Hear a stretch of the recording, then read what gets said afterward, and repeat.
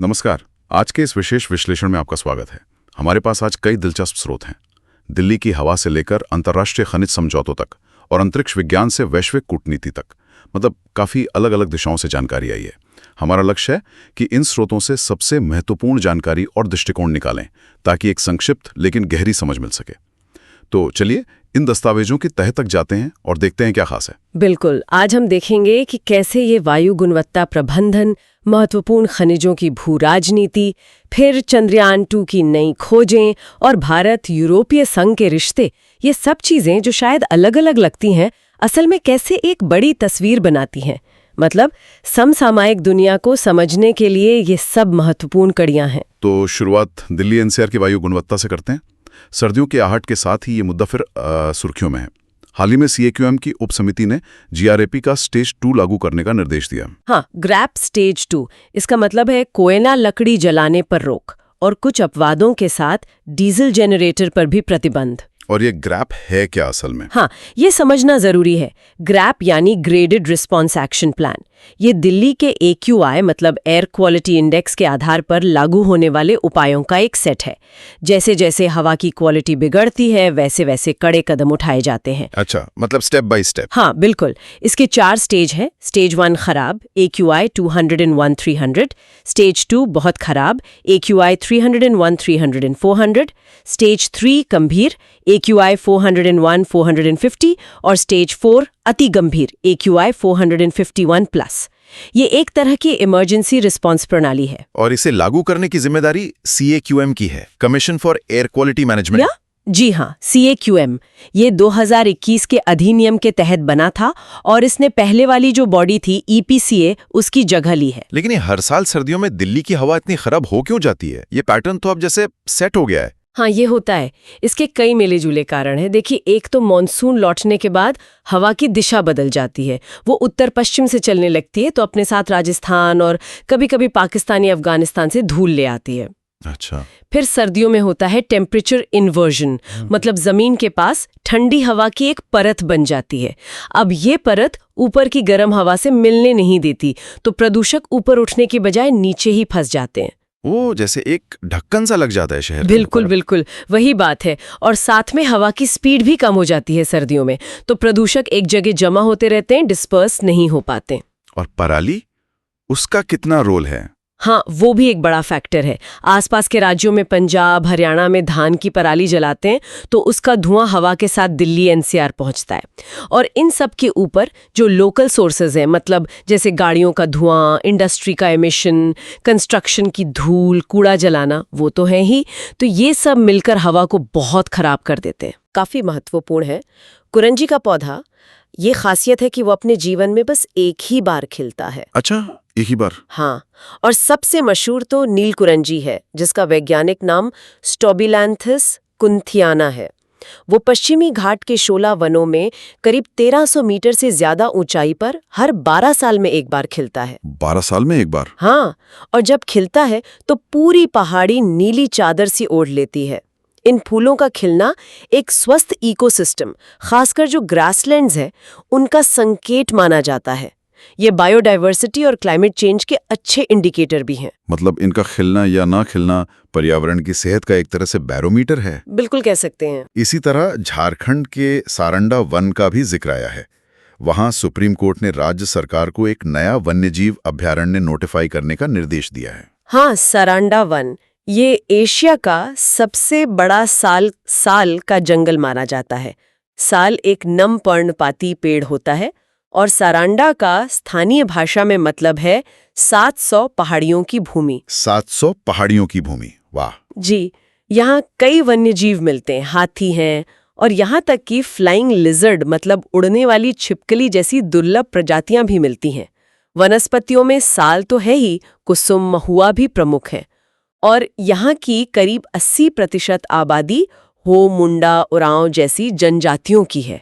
तो इस क्षेत्र का संरक्षण बहुत जरूरी है। सही बात है। तो स्थानीय पर्यावरण संरक्षण से अब थोड़ा वैश्विक मंच पर चलते हैं।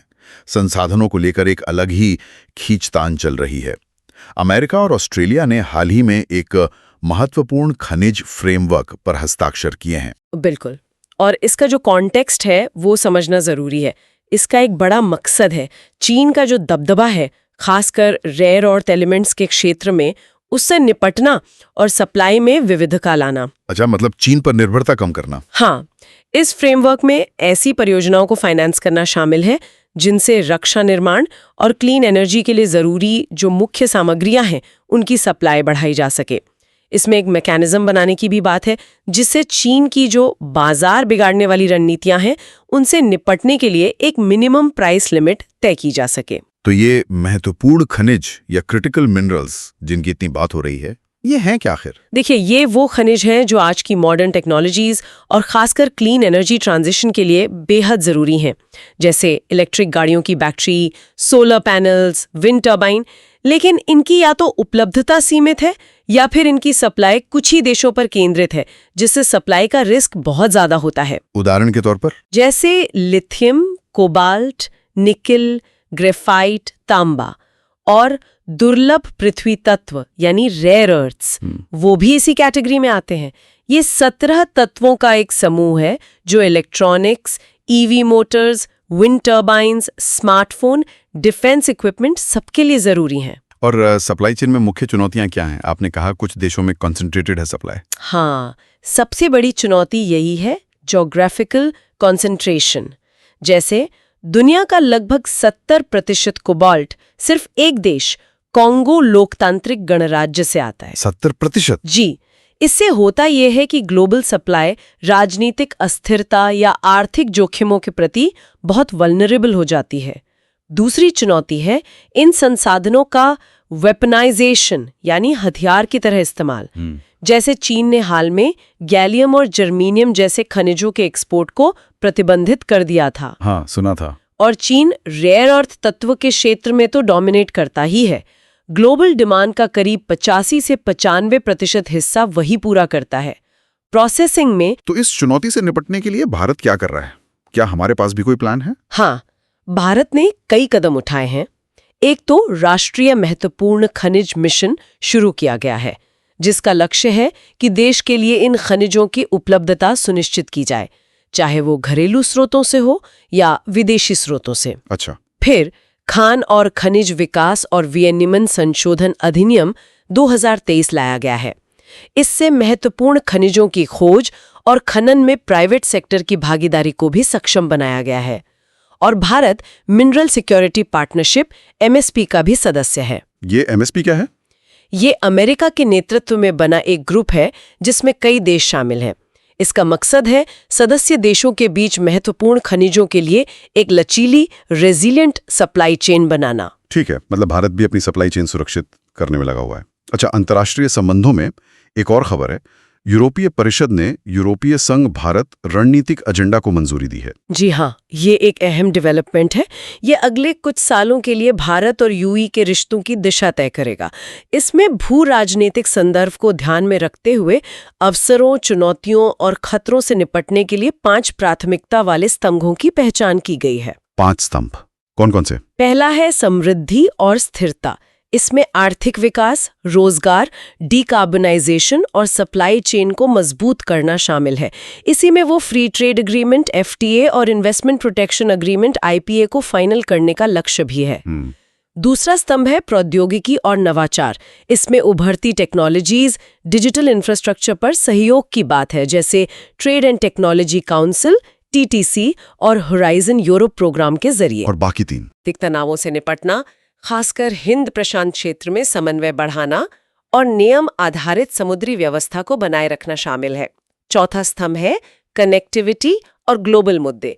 इसमें रीजनल कनेक्टिविटी, ग्लोबल गवर्नेंस और तीसरे देशों में सहयोग की बात है, जैसे IMEC और EU का जो ग्लोबल गेटवे इनिशिएटिव है उनको मजबूत करना। अच्छा, IMEC भी इसमें शामिल है। हाँ। और 5वां स्तंभ है जो इन सभी स्तंभों को सक्षम बनाता है, जैसे कौशल गतिशीलता, स्किल मोबिलिटी, ज्ञान का आदान प्रदान, नॉलेज एक्सचेंज और सिविल सोसाइटी के बीच सहयोग को आसान बनाना।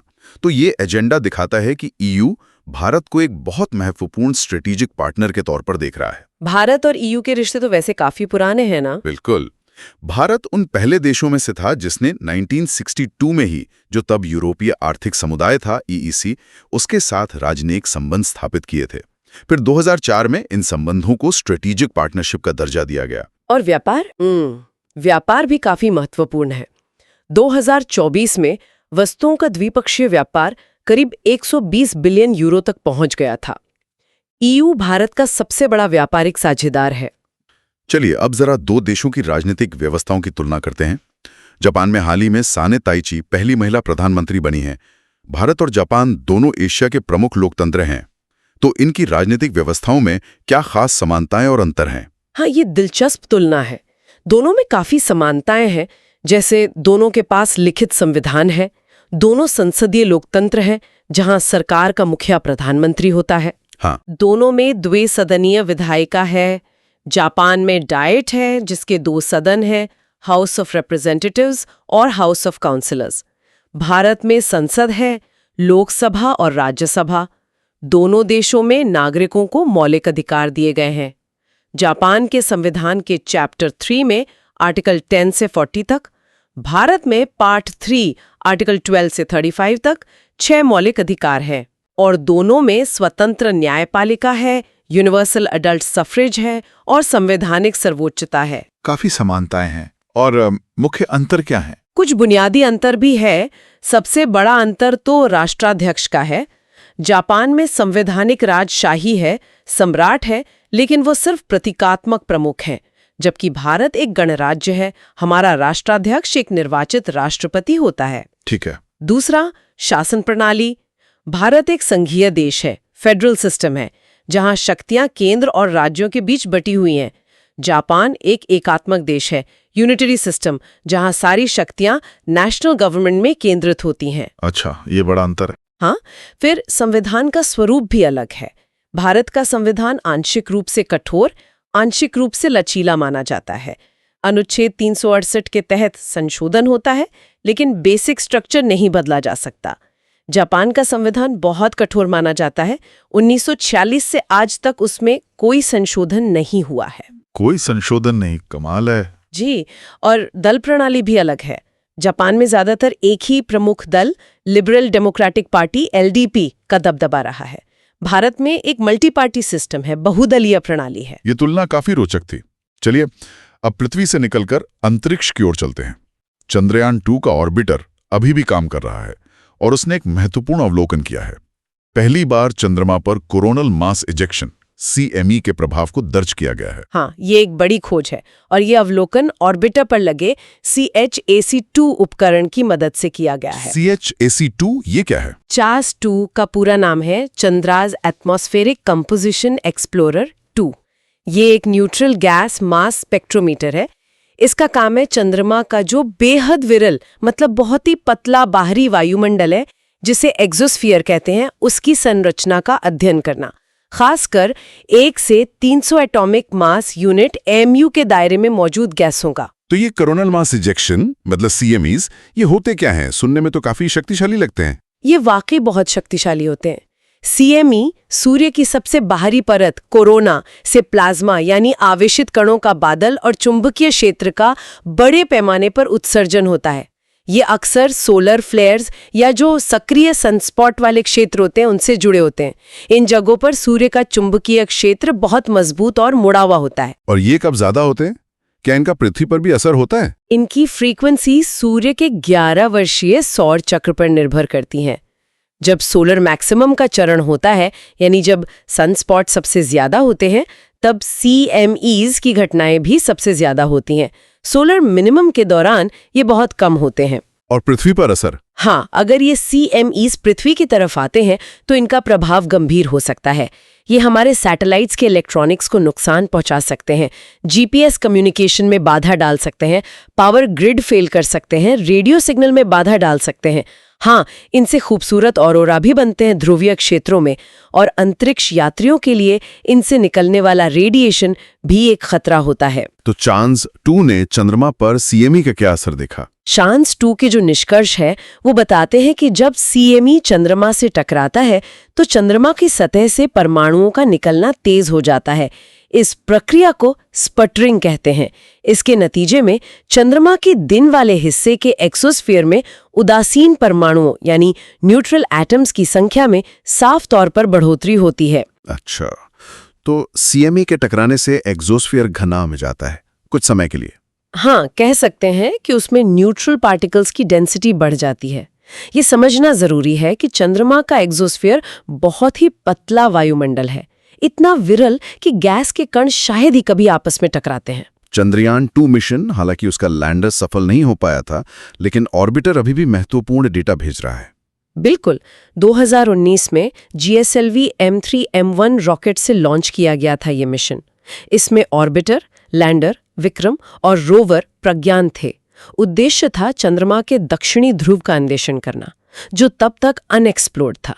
सॉफ्ट लैंडिंग का भारत का पहला प्रयास था ये। ऑर्बिटर अपने वैज्ञानिक उद्देश्यों को बखूबी पूरा कर रहा है, जैसे चंद्रमा की सतह का नक्शा बनाना, खनिजों की पहचान करना और इसी एग्जोस्फीयर की संरचना का अध्ययन करना। विज्ञान की दुनिया से अब स्वास्थ्य क्षेत्र की एक खबर लेते हैं। WHO ने फिजी को ट्रैकोमा के उन्मूलन के लिए मान्यता दी है। ये अच्छी खबर है। भारत तो ये उपलब्धि पहले ही हासिल कर चुका है। हाँ, भारत 2017 में ही ट्रिकोमा मुक्त घोषित हो गया था। ट्रैकोमा आखिर है क्या? ट्रिकोमा एक उपेक्षित उष्णकटिबंधीय रोग, नेग्लेक्टेड ट्रॉपिकल डिजीज, NTT, और ये दुनिया में अंधेपन का प्रमुख संक्रामक कारण है। ये क्लामाइडिया ट्रैकोमैटिस नाम के बैक्टीरिया से होता है। फैलता कैसे है ये? ये संक्रमित व्यक्ति की आंखों या नाक के स्राव के सीधे संपर्क में आने से फैलता है, या फिर उन मक्खियों द्वारा फैलता है जो उस स्राव के संपर्क में आई हों। ये बीमारी ज्यादातर गरीब समुदायों में पाई जाती है, जहां साफ पानी और सफाई की कमी होती है। और इससे अंधापन कैसे होता है? बार बार संक्रमण होने से पलकों पर अंदर की तरफ निशान पड़ जाते हैं। इससे पलकें अंदर की ओर मुड़ जाती हैं, इसे ट्रैकियासिस कहते हैं, और पलकों के बाल आंख की पुतली यानी कॉर्निया को रगड़ने लगते हैं। लगातार रगड़ से कॉर्निया पर घाव हो जाता है और आखिरकार अंधापन हो सकता है। WHO की एक सेफ रणनीति है जिसमें सर्जरी, एंटीबायोटिक्स, चेहरे की सफाई और पर्यावरण सुधार शामिल हैं। इससे इसका उन्मूलन संभव है। अच्छी बात है कि फिजी भी अब इससे मुक्त हो गया है। चलिए, खगोल भौतिकी में एक और दिलचस्प स्टडी सामने आई है। भारतीय खगोल भौतिकी संस्थान IIA के अध्ययन के अनुसार सुपर मैसिव ब्लैक होल और उनके जेट आसपास की आकाशगंगाओं में तारे बनने की प्रक्रिया को रोकते हैं। ये तो सुनने में थोड़ा अजीब है, ब्लैक होल और तारे बनने को रोकना। हाँ, ये थोड़ा काउंटर इंट्यूटिव लगता है, लेकिन ऐसा होता है। होता क्या है कि जो सुपरमैसिव ब्लैक होल आकाशगंगाओं के केंद्र में होते हैं, वो अक्सर बहुत शक्तिशाली रेडिएशन और पदार्थ की तेज धाराएं, जिन्हें जेट्स कहते हैं, बाहर फेंकते हैं। हाँ, वो जेट्स तो देखे तस्वीरों में। तो ये जेट्स और रेडिएशन इतने शक्तिशाली होते हैं कि ये आसपास के आणविक बादलों, मॉलिक्यूलर क्लाउड से गैस को बाहर धकेल देते हैं। और ये आणविक बादल ही वो जगहें हैं जहां ठंडी और घनी गैस और धूल जमा होती है और जिनसे नए तारे बनते हैं। मतलब तारे बनाने के लिए जो कच्चा माल चाहिए, गैस और धूल, उसे ही ब्लैक होल उड़ा देता है। बिल्कुल सही। इसे नेगेटिव फीडबैक मैकेनिज्म कहते हैं। मतलब ब्लैक होल अपनी ही आकाशगंगा में और तारे बनने से रोक रहा है। इससे नए तारों का निर्माण रुक जाता है या धीमा पड़ जाता है, और इस तरह ब्लैक होल अपनी होस्ट गैलेक्सी के विकास को रेगुलेट करता है। वरना तारे कैसे बनते हैं सामान्य तौर पर? सामान्य तौर पर तारे इन्हीं आणविक बादलों में बनते हैं।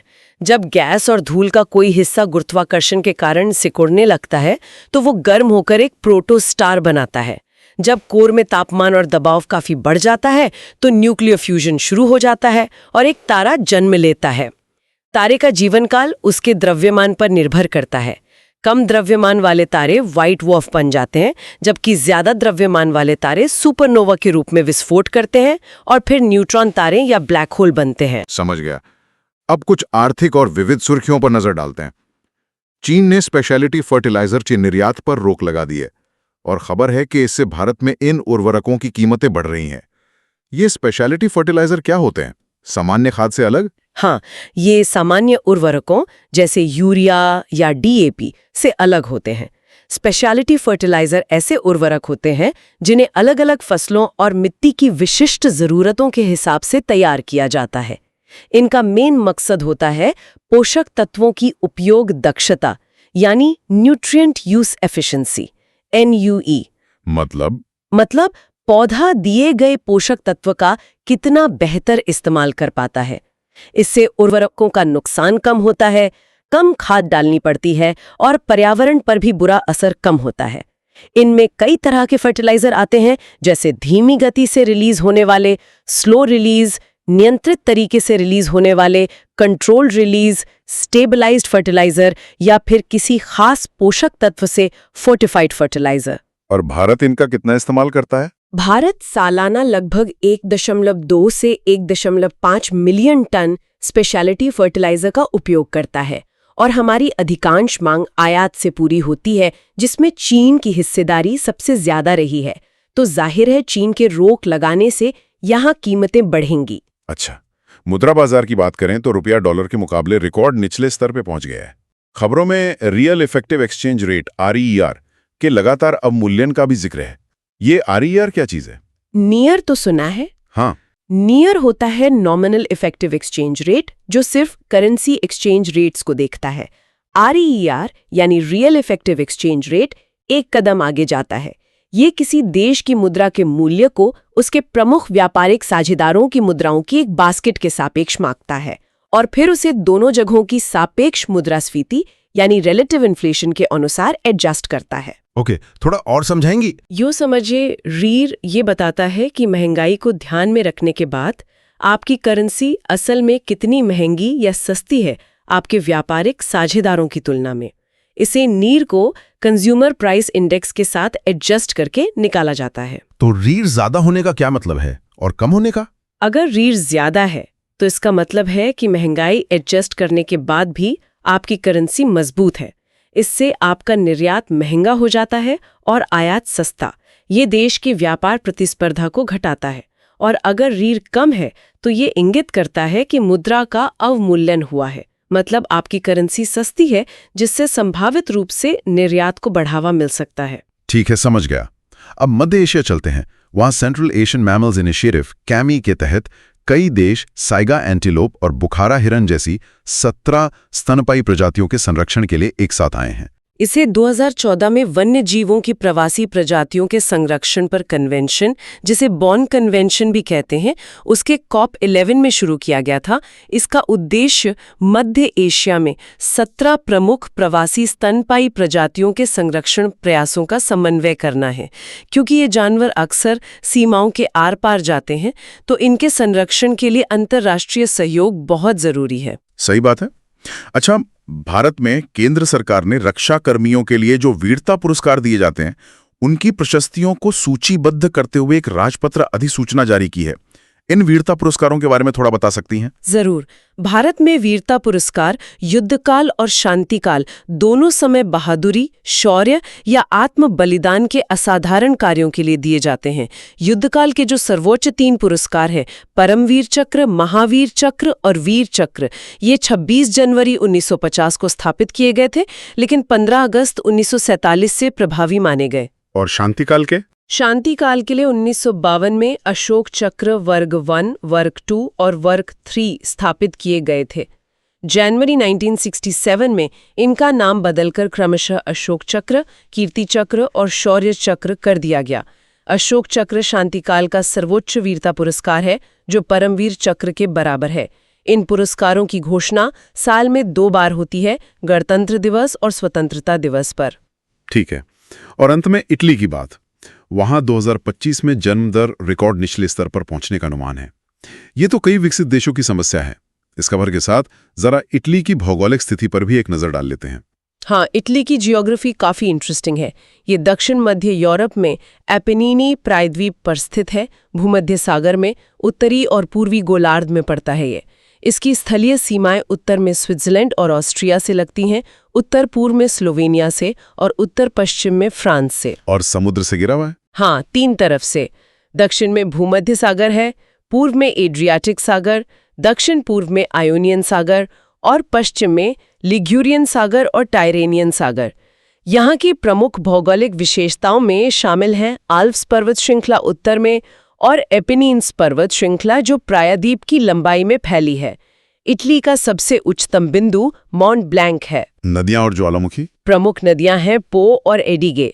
और इटली का अधिकांश भूभाग ज्वालामुखी मूल का है। यहाँ सक्रिय ज्वालामुखी भी हैं, जैसे सिसिली में माउंट एटना और एओलियन द्वीप समूह में स्ट्रोम्बोली। राजधानी रोम है। तो आज हमने वाकई कई अलग अलग छोरों को छुआ। हाँ, दिल्ली के प्रदूषण से लेकर चंद्रमा पर सौर तूफानों तक, और वैश्विक खनिज राजनीति से लेकर इटली की घटती जनदर तक। हर स्रोत अपने आप में एक अलग दुनिया दिखा रहा था। बिल्कुल। और ये सोचना दिलचस्प है कि कैसे ये अलग अलग दिखने वाले मुद्दे अक्सर कहीं ना कहीं जुड़े होते हैं। हाँ, जैसे हमने बात की महत्वपूर्ण खनिजों पर बढ़ती प्रतिस्पर्धा, ये न केवल अंतर्राष्ट्रीय संबंधों को प्रभावित करती है, बल्कि सीधे सीधे क्लीन एनर्जी लक्ष्यों को भी प्रभावित करती है, जिसका असर फिर जलवायु परिवर्तन पर पड़ता है। और जलवायु परिवर्तन का असर कुरिंजी जैसे नाजुक इकोसिस्टम के खिलने पर पड़ता है। हाँ, ये कनेक्शन तो है। या फिर कैसे अंतरिक्ष प्रौद्योगिकी जैसे चंद्रयान हमें पृथ्वी और उससे परे के प्रभावों जैसे CME को बेहतर ढंग से समझने में मदद करती हैं, और ये समझ फिर हमारी टेक्नोलॉजी और सुरक्षा को प्रभावित करती है। ये जुड़ाव देखना वाकई दिलचस्प है। हाँ, और आज की इस पूरी चर्चा के बाद शायद एक सवाल ये उठता है कि भविष्य में वैश्विक सहयोग और प्रतिस्पर्धा के बीच संतुलन कैसे बनेगा, खासकर तब जब संसाधन सीमित हों और चुनौतियां हम सबकी साझा हों, चाहे वो जलवायु परिवर्तन हो या संसाधनों की कमी या भू राजनीतिक तनाव। ये एक बड़ा सवाल है जिस पर लगातार सोचने की जरूरत है। यह वाकई एक महत्वपूर्ण सवाल है। उम्मीद है कि इस चर्चा से इन जटिल विषयों को समझने में हमारे श्रोताओं को कुछ मदद मिली होगी। अगली बार फिर मिलेंगे कुछ नए स्रोतों और नई जानकारियों के साथ।